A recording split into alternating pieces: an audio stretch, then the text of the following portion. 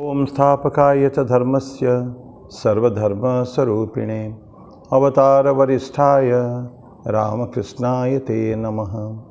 जननीं शारदां देवीं रामकृष्णं जगद्गुरुं पादपद्मे तयोः श्रित्वा प्रणमामि मुहुर्मुहुः।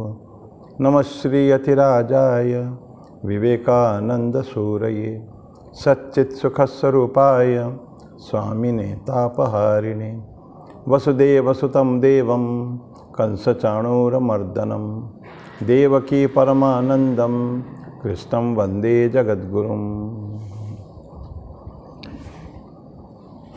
भगवान श्री राम कृष्णदेव, भगवती जगज्जननी माँ शारदा जी और स्वामी जी को प्रणाम अर्पित करता हूँ। मेरे गुरुदेव पूजन स्वामी भूतेशानंद जी महाराज जी को मेरा प्रणाम। भगवान श्री कृष्ण जी जो गीता के महान गायक है उनको भी प्रणाम अर्पित करता हूँ और आप सभी को प्रणाम है। पिछले जो वीडियो में हम लोग चर्चा किए थे, एक छोटा सा श्लोक था लेकिन समय चला गया उसमें है। वो था इंद्रियाणाम ही चरताम यन मनो अनुविधीयते तदस्य हरति प्रज्ञाम वायुर्नावम इव अम्बसी। कोई भी इंद्रियों के साथ जुड़कर मन अगर उसके साथ जुड़ जाता है एवं उसको उपभोग करने लगता है तो उसके विवेक और मन उसके विवेक को हर लेती है। उसका कोई रहता ही नहीं अच्छा क्या बुरा क्या इसके भाव नहीं रहता है, क्योंकि ही सो एनग्रॉस्ड इन द एन्जॉयमेंट। उपभोग करने में उसको इतना आनंद मज़ा आता है कि बाकी सब अच्छा क्या बुरा क्या सब भूल जाता है। It's very dangerous situation. इसीलिए अगले श्लोक में भगवान कृष्ण कहता है, इसीलिए हे महाबाहो, जिसकी इंद्रियां इंद्रियों के विषयों से सब प्रकार वश में की हुई होती है उसी की बुद्धि स्थिर है। तो हर तरह से इतना स्टेबल है, स्थिर बुद्धि इसको कहते हैं। तो कभी भी डिफ्लेक्शन नहीं होता, कभी भी किसी भी परिस्थिति में वो अपने कंट्रोल से बाहर नहीं होता है, आपाक होता नहीं है कभी भी। ऐसे इंद्रियां हमारे होने चाहिए, ऐसे मन भी होने चाहिए और यही हमारा लक्ष्य भी है। अब हम कहते हैं कि इंद्रियों को हम कभी भी जाने कहीं नहीं जो कुछ नहीं कर दें, बस में हमेशा रखें, लेकिन ये हमारा पर्पस नहीं है। इंद्रियां बनाई गई हैं, इंद्रियों को ईश्वर ने जो बनाए हैं ना, इसलिए बनाया गया कि it has to move around,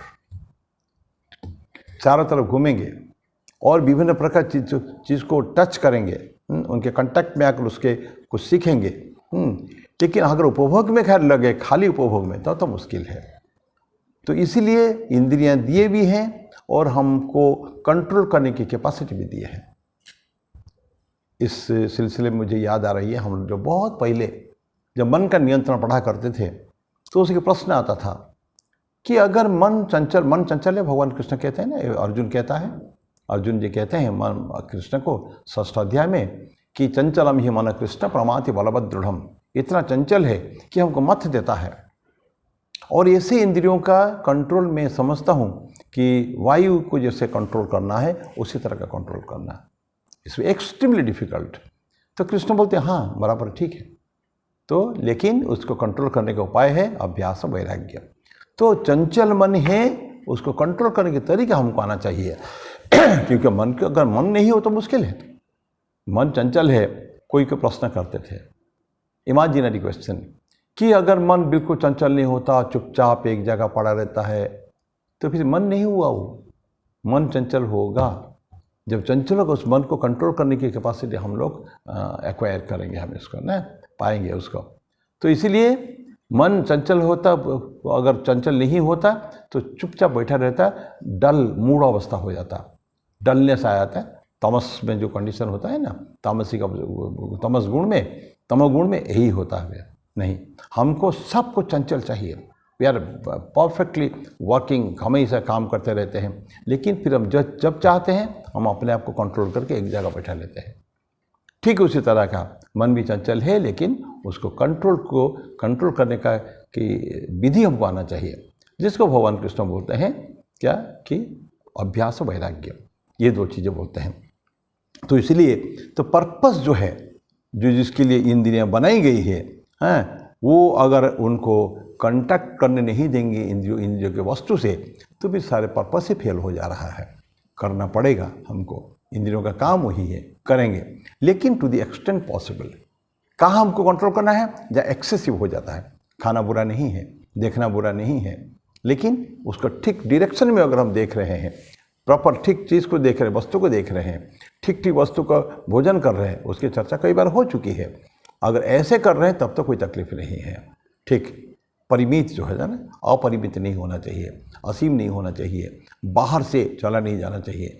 अपने एक कंट्रोल के अंदर, लिमिट के अंदर रह के काम करेंगे तो that is blessing for us.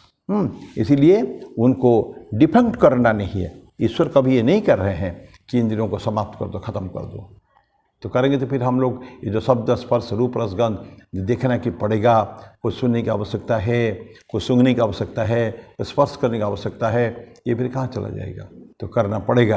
तो देखते बोलते कि भगवान कहते हैं कि न तो जानो उसके। और लेकिन प्रश्न क्या है?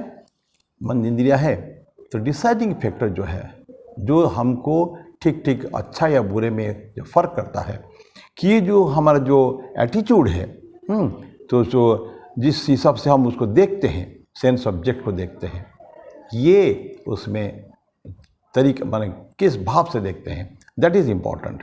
अगर मान लीजिए कोई परसीव किसको देख रहे हैं कॉविटसनेस, लोभ के कारण देखते हैं, कोई वस्तु देखा हमने, कोई चीज़ देखी, इमीडिएटली हम लोभ हो गया कि उसको लेंगे, दैट इज़ वो पाप है, सिन है। क्योंकि दूसरे किसी को माँ गृधा कस्य सिद्धनम, ईशावास्य उपनिषद में ऋषि कहते हैं, ईशावास्यम इदम सर्वम यत्किंच जगत्याम जगत तेन त्यक्तेन भुंजिता माँ गृधा कस्य सिद्धनम। किसी के धन को तो लोभ मत करो, देखो उसको। चीज़ें है कि वस्तु बहुत सुंदर सुंदर वस्तुएं रखी रहती है। अब किसी हम एग्जीबिशन में जाएंगे या कुछ बड़े बड़े जगह में जहाँ रखे रहते हैं, पुराने पुराने वस्तुएं रखी रहती हैं, तो उसको को लोभ की दृष्टि से थोड़ी देखना है, उसको प्रशंसा करना है। क्या बढ़िया सुंदर सुंदर बनाए हैं, बड़े बड़े मंदिर बन चुके हैं हज़ारों साल पहले, विशाल मंदिर, अत्यंत सूक्ष्म कारुकार्य जो है, तो उसको देखने में क्या आनंद होता है। इसका मतलब नहीं कि उसको तोड़ देंगे या टेम्पल को उठा के ले जाएंगे, नहीं। छोटे छोटे वस्तु जो रखी रहती है उसको देखो, जो उसका कला को प्रशंसा करो। एक आर्ट है, पेंटिंग है, पेंटिंग को देखो, देखना है हमको, लेकिन पेंटिंग को क्या सुंदर बनाया है, बनाने वालों ने कितना सुंदर बनाया है। फिर हम ये भी कहते हैं ईश्वर ने कितनी सुंदर सृष्टि की, क्या सृष्टि की रचना की है, कितनी सुंदरता है इसमें। हरी हरी वसुंधरा पे नीला नीला ये गगन, हम पढ़ते थे ना, ये किस कवि की कल्पना की चमत्कार है। एक गाना था मुकेश के बहुत पहले। तो ये इसको मन में हम करेंगे, वाह what a wonderful creation it is. तो ऐसा मन में अगर रहेगा तब तो ठीक है। फिर तो बोलता है कि कॉवेटसनेस नहीं, लोभ की दृष्टि से नहीं देखना चाहिए कभी भी, लेकिन adoration, object of adoration, yes, ये वस्तु बहुत सुंदर वस्तु है, कलाकृति है, सुंदर कृति, ईश्वर की कृति है, क्या कलाकार की कृति है, तो उसको देखना ये एक अच्छी बात है, ये वर्चु, ये गुण है। खाने के लिए भोजन खूब करना एवं जिह्वा के लालसा को चेक नहीं कर पाना, जिह्वा के गुलाम बन जाना, ये पाप है, ये ठीक नहीं है। होता है ना कुछ जो खाली खाते हैं, कोई लिमिट नहीं है, इनलिमिटेड अनलिमिटेड खाते हैं बिल्कुल, और खाने में बड़ा शौक रहता है, ये चुन चुन के खाते हैं, स्पृहा रहती है। भोजन बुरा नहीं है, लेकिन भोजन की स्पृहा जो है, कंस्टेंटली रिमेंबरिंग दैट, एक हमेशा लिंगरिंग टेस्ट उसके अंदर रहना, ये ठीक नहीं है। तो इसलिए बोलते हैं कि भोजन करना अगर शरीर के लिए करते हैं, शरीर को स्वस्थ रखने के लिए करते हैं, एक पौष्टिक भोजन करते हैं, दैट इज़ गुड, लेकिन भोजन जिह्वा के गुलाम नहीं हो जाना है, ये बात ध्यान रखें। शरीर को देखते हैं, किसी के शरीर को अत्यंत सुंदर शरीर, सौष्ठव है, तो उसको देख उसको सेक्सुअल व्यू में देखना वो बुरा है। लेकिन body is a temple of God, इस भाव से देखें। इस जो शरीर है, चाहे नारी शरीर हो, पुरुष शरीर हो, कोई भी हो, नारी शरीर को, कोई वुमेन बॉडी को अगर देखा जाए बड़ा गलत दृष्टि से, तो वो पाप हो गया। लेकिन वही ईश्वर के अवस्थान इसमें है। ठाकुर क्या बोलते थे, क्या सुंदर ठाकुर की भावनाएं, बोलते थे कि मैं देख रहा हूँ, मैं जान रहा हूँ, ये सब इसके अंदर, कन्या के अंदर मलमूत्र सब कुछ है इसके अंदर, हाँ, पवित्र भाव अंदर है, अंदर जा कुछ है, लेकिन सब एक चैतन्यमयी है। सो माँ दुर्गा के एक अलग अलग रूप केवल है ये महिलाएं जो कन्याएं, जो कन्या पूजा होती है ना दुर्गा पूजा में, तो कन्या पूजा होती है, हम पूजा करते हैं, लेकिन वही कन्या अभी पेशाब करके आई है, कोई भी मलमूत्र त्याग करके आई है, अंदर अभी भी गंदगी है। लेकिन ये नहीं, क्या देखेंगे, ये चैतन्यमयी है वो ईश्वर। इस भाव से अगर देखेंगे तो ये हम, तो इसमें कोई सीन नहीं, ये अत्यंत पवित्र भाव है। उनको किसी भी व्यक्ति को उनका ईश्वर का वास है, उसमें निवास है, हर शरीर के अंदर, हर जीव के अंदर, कण कण में, घट घट में ईश्वर है। उस भाव से देखना ही ठीक, ये वर्चु है। तो इस तरह के देखेंगे जितने 5 सेंस ऑर्गन्स है, इसको सबको हम सब्लिमेट कर सकते हैं। कंट्रोल नहीं, मैंने ख़त्म नहीं कर देने का, मैंने उसको उड़ा देने का है। जो हमारे गलत भावनाएं जो अंदर होती है, तो उस भावना को हमने ख़त्म कर देने का है, सिर्फ पवित्र भाव में, दृष्टि में उसको देखने का है। तो ये गलत नहीं है, वो तो बिल्कुल हमको चाहिए, वही चाहिए हमको। और ये सैंक्शन भी है, सब्लिमेट करना को तो उड़ा देने का है, और उसको डिविनिटी अगर यही कर देंगे तो हमेशा क्या देखेंगे, दिव्यता, दिव्यता ही दिखेगी कभी भी। तो ऐसे बड़े बड़े जो साधक लोग देखते हैं, हर जगह देखो, जहाँ जहाँ देखें राम है, राम ही राम है ना। सपनों में देखो, जागते सपने में जो हनुमान जी देखते, सब जगह राम ही राम दिखते थे उनको। या ऐसे विट्ठल विट्ठल महाराष्ट्र के जितने संत हैं, भगवान कृष्ण के उपासक, हर जगह उनको ईश्वर को देखते हैं। ईश्वर का रूप सर्वत्र विद्यमान है, एवरीवेयर ही इज़ प्रेजेंट। ये भावना में देखेंगे तो सारा विश्व ही पवित्र हो जाएगा हमारे लिए। तो ऐसे ही कि ये भावनाएं रहनी चाहिए। श्री रामकृष्ण देव की ऐसी भावना देखे जाए, ठाकुर की दृष्टि इतनी दिव्य दृष्टि हो चुकी, इतना पवित्र दृष्टि थी कि जो वेश्या को देखा उन्होंने रास्ते के ऊपर, लेकिन बोले कि माँ, ठाकुर बोलते तुम इस रूप में भी विद्यमान हो, तुम्हारी एक रूप ये भी है माँ। कहाँ पूजा करते दुर्गा काली, माँ को पूजा, और वही माँ, दैट सेम लेडी, सेम मातृशक्ति जो है यहाँ आके कुछ गलत काम कर रही है, अपने दुर्भाग्य के कारण गलत काम कर रहे हैं, लेकिन उसको भी ठाकुर उसका भी प्रणिपात कर देते हैं, माँ तुम्हारा ये भी रूप है। तो ये सब ठाकुर के जीवन ही हम पढ़ेंगे ना, ये सब देखते हैं। स्वामी जी की एक बहुत सुंदर कहानी है इसी भावना पर। स्वामी जी तो ऐसे ही है जैसे ठाकुर है, सारे नारियों में, महिलाओं में मातृशक्ति देखते हैं, तो डिविनिटी देखते थे, दिव्यता। स्वामी जी ठीक ऐसे जब फॉरेन में हैं, कायरो में है वो, मिस्र इजिप्ट में गए हैं, कायरो शहर में घूम रहे हैं, तो रास्ता भटक गए हैं, भटकते चले गए हैं उस रास्ते में जो रेड लाइट एरिया है, जहाँ इस तरह के जो कोठे होते हैं जिसको कहते हैं वैसे प्रोस्टिट्यूट जा रहते हैं, उस एरिया में चले गए हैं। और देखते रास्ता में लोग उसका लुभाते हैं। स्वामी जी बड़े दुख के साथ ये बने मन कष्ट से बोलते हैं, इस कैसे उनके शरीर को वो लोग यूज़ करते हैं, देखिए कितना दुर्भाग्य उनका है। ईश्वर का रूप होने के बाद भी, डिवाइन बीइंग होने के बाद भी, how they brought themselves down, इस तरह के मने बोलते हैं। और इस भावना के साथ बोलते हैं, तो वो जो लेडी, एक वेश्या थी, वो बोलती है कि एज वेरिटेबल गॉड, ये ईश्वर है। तो ऐसे जो स्वामी जी के बीच ठाकुर की, स्वामी जी की जो भावनाएं हैं, ये सब सारे कोमेन फॉक जितने थे, सभी को ठाकुर भी दिव्य भाव से देखते थे। देखना वही है, आंखें वही हैं, कोई उसको गलत भाव से देखता है, कोई अच्छे भाव से देखता है। तो इसलिए सब्लिमेशन, सारे ठाकुर के जो एकदम लास्ट तक था, बिल्कुल अंतिम स्टेज में ठाकुर पहुँचे थे बिल्कुल। सारे, कोई सेंस का उनके ऊपर कोई काम ही नहीं करता था, कभी भी गलत दिशा में जा ही नहीं सकता था, इतनी उनका कंट्रोल था सेंस के ऊपर।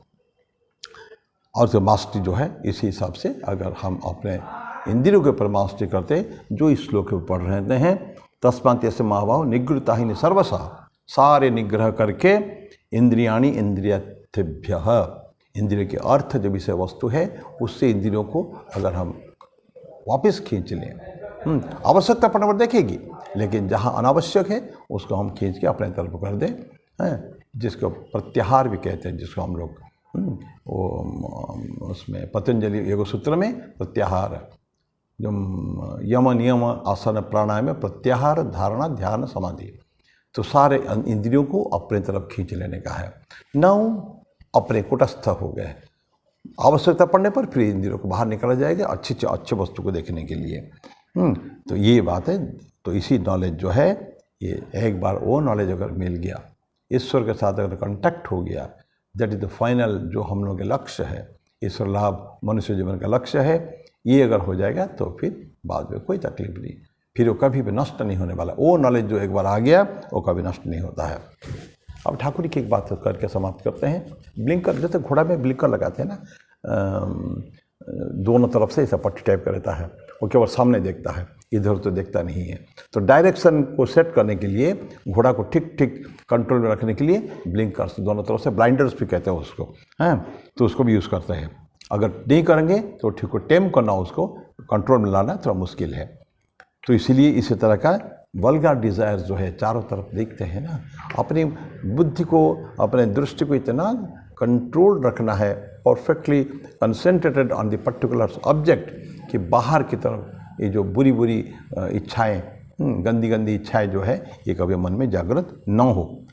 और उसके लिए क्या है, प्योरिटी ऑफ माइंड चाहिए, पवित्र मन चाहिए, कंप्लीट सेंस कंट्रोल, इंद्रियों के ऊपर पूरा कंट्रोल, और डिज़ायरलेसनेस बोलते हैं, इच्छा कामना रहित हो जाना। प्रजहात यदा कामान सर्वान पढ़े हैं 55वां श्लोक में, सारे कामना वासना में मन में उठते हुए उसका नष्ट कर दो सारे को, और अंदर ही अंदर आनंद प्राप्त करो।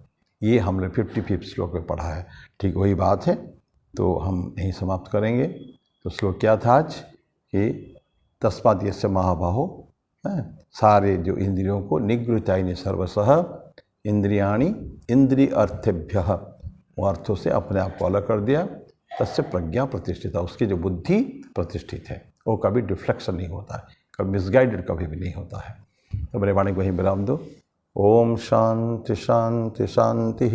हरि ओम तत्सत। श्री राम कृष्णार्पणमस्तु।